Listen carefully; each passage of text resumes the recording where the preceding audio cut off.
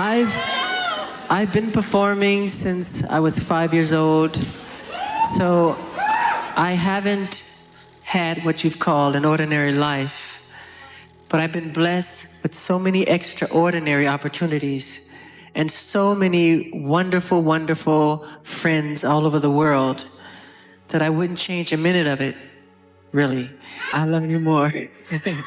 And I'm so proud to I thank God, and I'm so proud that God gave me the gift of song and the world gave me the opportunity to be heard through music.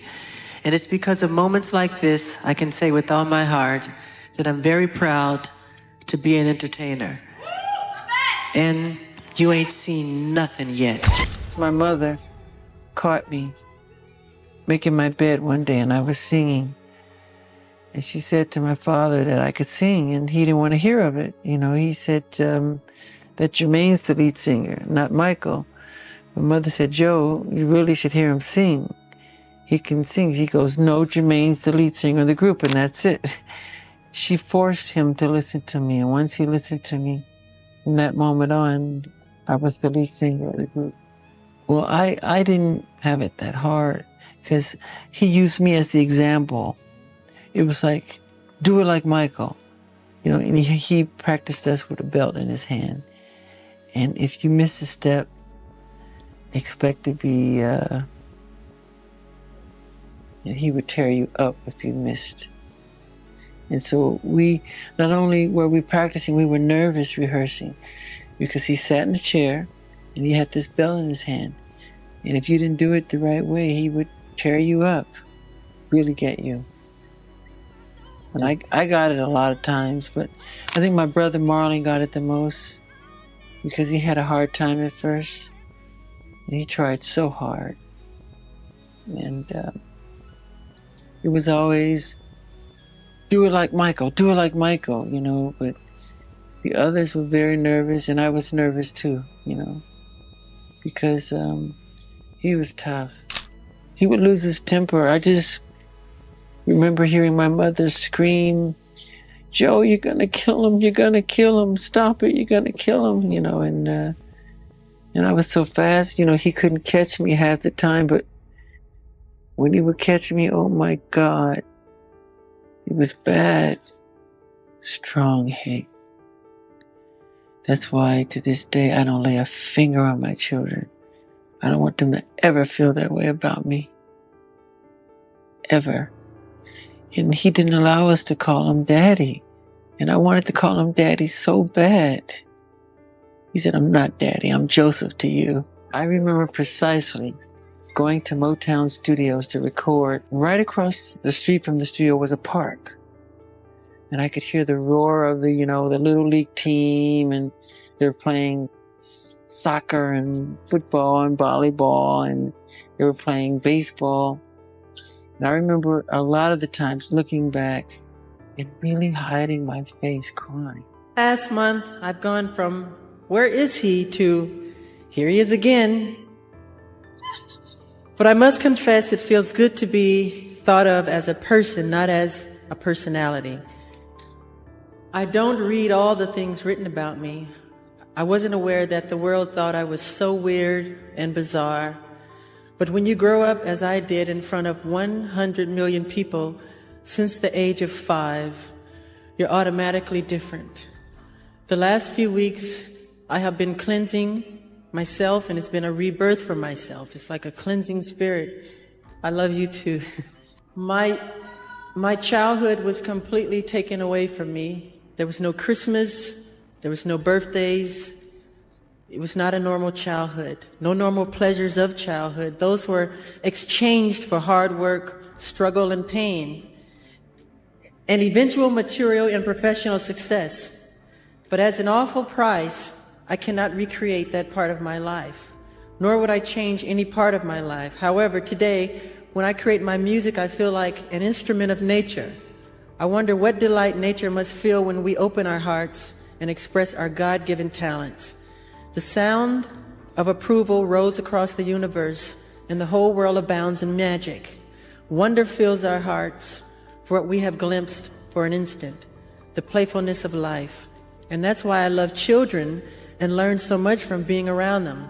I realize that many of our world's problems today, from the inner city crime to large-scale wars and terrorism and our overcrowded prisons, are a result of the fact that children have had their childhood stolen from them.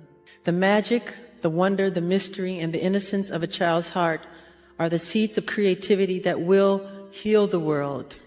I really believe that. And if there is one insight I've had, it is this. Wherever you go, in every country, on every continent, people yearn and hunger for only one thing: to love and be loved. Love transcends international boundaries, and it heals the wounds of hatred, racial prejudice, bigotry, and ignorance. It is the ultimate truth at the heart of all creation. I would also like to thank God and my mother and father, Catherine and Joseph Jackson. Thank you once again. I love you all. The Black tradition is a tradition of soul, which is a gift of love and joy.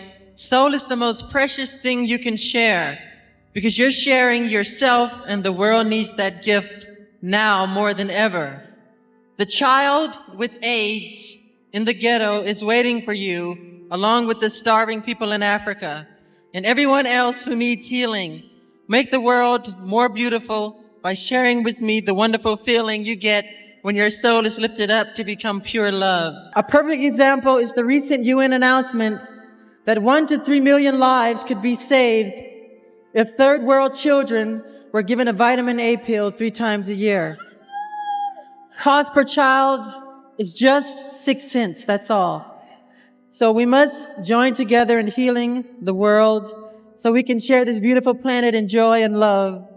I love you very much. We Are the World was a project we did to help feed people around the globe who were starving and at risk. As you know, it was a huge success, We Are the World. This time, the time has come for the sequel to We Are the World. To express our feelings, inspires hope, and lift those who need it most. It has been 2 years, a very long time, but with over 100 people participating and donating their records, this project together finally arrived. It couldn't have happened without you all. It couldn't have happened without Beyonce. She's on there. A lot of the artists. I love this woman here. She's lovely. The incredible, talented artists who participated in creating the song that I just wrote. We hear of nations hurting each other, of neighbors hurting each other, of families hurting each other, and of children killing each other. We must learn to live and love each other before it's too late. We have to stop. We have to stop the prejudice. We have to stop the hating. We have to stop living in fear of our own neighbors. I would like all of you now to take the hand of the person to the left and to the right of you. Go ahead, right now. I mean it. Don't be shy. Do it. It starts now. To the person next to you, to the left and the right. I mean it right now. Go ahead. Don't be shy. Do it. Do it. Now tell the person next to you that you care for them. Tell them that you care for them. Tell them that you love them. This is what makes the difference. Together, we can make a change in the world. Together, we can help to stop racism. Together, we can help to stop prejudice. We can help the world live without fear. It is our only hope. And without hope, we are lost.